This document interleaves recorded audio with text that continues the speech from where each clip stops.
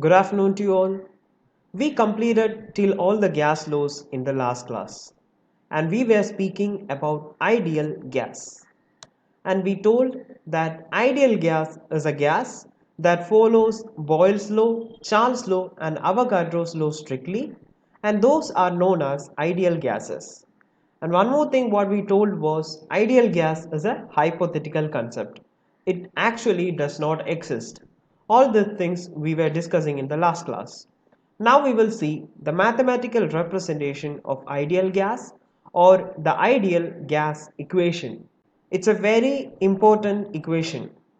So as the definition suggests, it's actually a combination of all our gas laws, which are Avogadro's law, Boyle's law and Charles' law. So these three equations or laws are combined together in a single equation which is known as ideal gas equation. So we will see the gas laws. At constant T and N, which is the temperature and number of moles, V will be proportional to 1 by P, or volume will be inversely proportional to the pressure. That's what Boyle's law told us.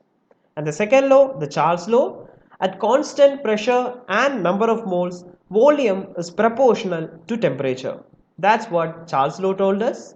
And at constant pressure and temperature, volume was proportional to number of moles.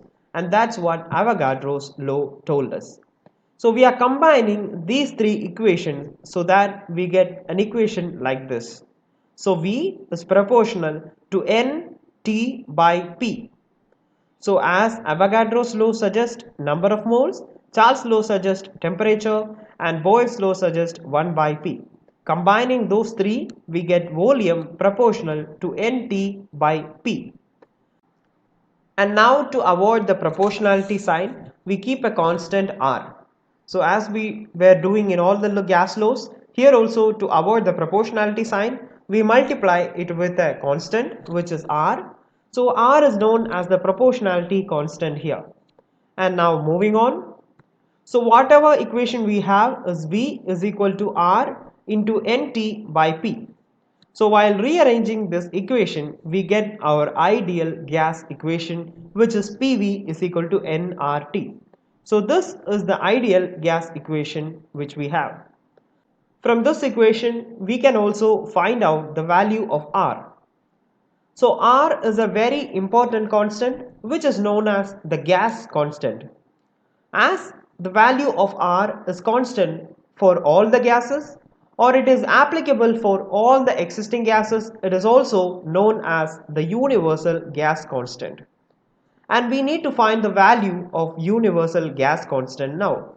So for that, we are finding the value of R.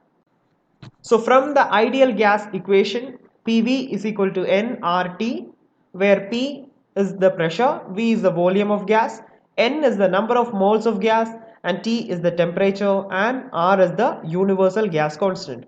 So from this, we are going to find out the value of R.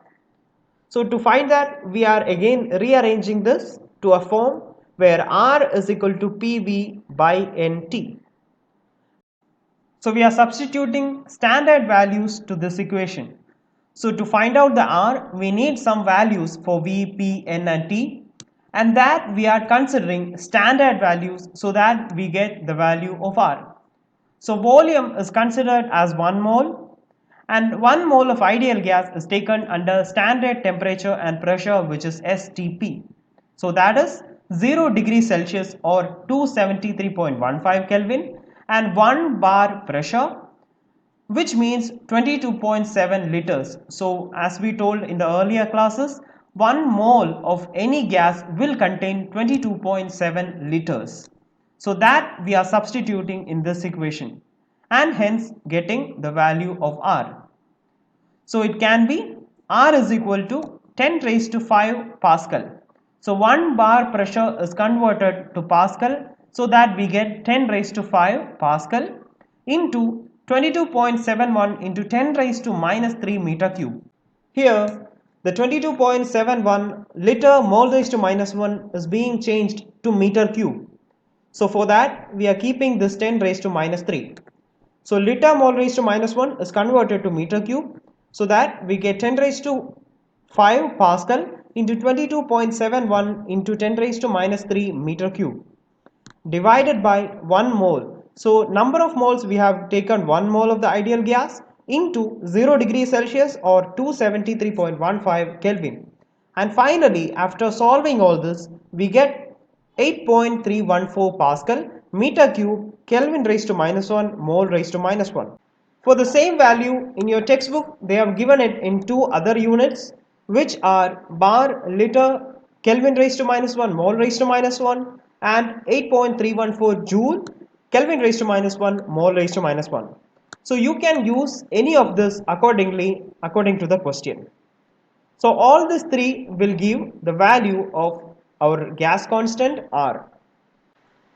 This equation was found in STP conditions, but there is one more STP condition which earlier we used to follow, which is degree Celsius and atm pressure. So at 1 atmospheric pressure and 0 degree Celsius, value of R is 8.20578 into 10 raised to minus 2 liter atmospheric Kelvin raised to minus 1 mole raised to minus 1. This value also you should note down. So ideal gas equation is a relation between four variables. So if you see here, it is a relation between pressure, volume, number of moles and temperature, and R remains the constant. So it describes the state of any gas. As it describes its pressure, volume, temperature and number of moles, it is actually describing a state of gas. So it is also called as equation of state. Now we will move on to the next topic, which is combined gas law. It is a subtopic of ideal gas equation. So at STP conditions, we have seen ideal gas equation. But if the conditions are changing, or in two variable conditions, how ideal gas equation can be. That's what combined gas law tells us. So if temperature, volume and pressure of a fixed amount of gas vary from T1 to T2, V1 to V2 and P1 to P2. So initially the temperature, volume and pressure will be this much, and then after some time or the final temperature, volume, pressure will be different. So in that case, how the equations can be. That's what we are going to discuss in combined gas law. So first condition is this and final condition will be this. So first equation will be P1 V1 by T1 is equal to N into R. And in the second condition, it will be P2 V2 divided by T2 is equal to N into R. So N and R is not changing here. So when these are changing, number of moles and the constant remains the same, or these two values remain constant there. So finally, what we can write from these two equations is, we can substitute one equation in another equation and we get a value like this. So P1 V1 divided by T1 is equal to P2 V2 divided by T2. This is our combined gas law or combined gas equation. This equation can be applied in many questions and many mathematical operations. Now we will see how density and molar mass of gaseous substances are related to each other. This is also a subtopic of ideal gas equation. So coming back to the ideal gas equation again, here also we are rearranging the equation. So PV is equal to nRT is rearranged to form N by V is equal to P by RT. So in this equation, replacing N by M, this equation we have studied earlier in the classes. So M is the mass of the gas and capital M becomes the molar mass. So this equation will give the number of moles in a gas. So this equation we are substituting in this equation and hence getting an equation like small m divided by capital M into V is equal to P by RT. So the same thing which we have done in the earlier class. So we are substituting this with density. So this M by V becomes density there. And that's what again we are doing. So this M by V is getting substituted with D, density. So that equation becomes D by capital M is equal to P by RT. So from the ideal gas equation, we are rearranging the ideal gas equation to get an equation like this. So in that we are substituting the number of moles with small m by capital M, which is molar mass of the gas, the mass of the gas divided by molar mass. So this equation is substituted in this to get m by mv is equal to p by RT. And in this equation, this m by v is taken as density, and density by molar mass gives p by RT. That is another equation. So final equation what we get will be m is equal to dRT by p. So what we have done is we have sent this d or density to this side of the equation and took the reciprocal of it. So that 1 by m becomes m. So the molar mass is equal to density into universal gas constant into temperature divided by pressure. So this is the relation between density and molar mass of any gaseous substance. That's all for today. So now you can prepare notes. And while preparing notes, you should be careful about what things you write. So consciously, you write all the equations and even the substitutions. So read the NCERT textbook thoroughly for better understanding also. So now prepare notes and submit. Thank you.